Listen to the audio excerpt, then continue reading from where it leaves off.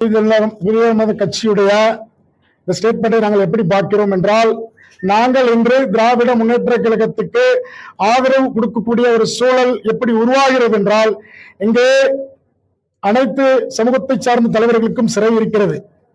தேவேந்திர குல வேளாளர் சமூகத்தின் குறியீடாக அடையாளப்படுத்துகிற விதமாக ஒரு சிறை இல்லை.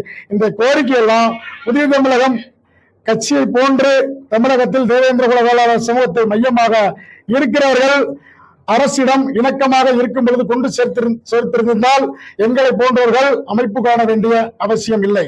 இப்பொழுதும் நாங்கள் சொல்கிறோம், புதிய தமிழகத்தின் தொடர் பரப்புரை என்னவென்றால், தேவேந்திர குல வேளாளர் சமூகத்தை அதிமுகவும் புறக்கணிக்கிறது, திமுகவும் புறக்கணிக்கிறது என்று தொடர்ச்சியாக கூறி வருகிறார்கள். இப்பொழுதும் நாங்கள் புதிய தமிழகம் கட்சி தலைமைக்கு இங்க இருந்து ஒரு கோரிக்கையை முன்வைக்கிறோம்.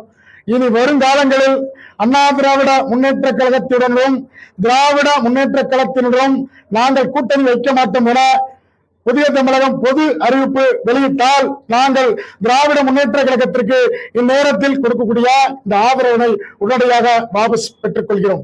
நாங்கள் மக்களை ஏமாற்ற விரும்பவில்லை. எங்கள் கோரிக்கையினை ஆளும் அரசு காது கொடுத்து கேட்கிறது. எங்கள் கோரிக்கையை நிறைவேற்றி தந்திருக்கிறது. கடந்த முறை தேவேந்திர குல வேளாளர் அரசாணை கோரிக்கையினை அண்ணா திராவிட முன்னேற்ற கழகத்தின் கூட்டணி நிறைவேற்றி கொடுத்தது. அதற்காக வீதி ரீதியாக ₹1 பெறாமல் நாங்கள் பிரச்சாரம் செய்து திருநெல்வேலி சட்டமன்ற தொகுதியில் வெற்றியை சமர்ப்பித்தோம். அதேபோல் இந்த தேர்தலில் திராவிட முன்னேற்ற கழகத்தின் வேட்பாளர்கள் வெற்றிக்கு நாங்கள் முழுமுதற் காரணமாக இருந்திடுவோம். இந்த தடவை திமுகவுக்கு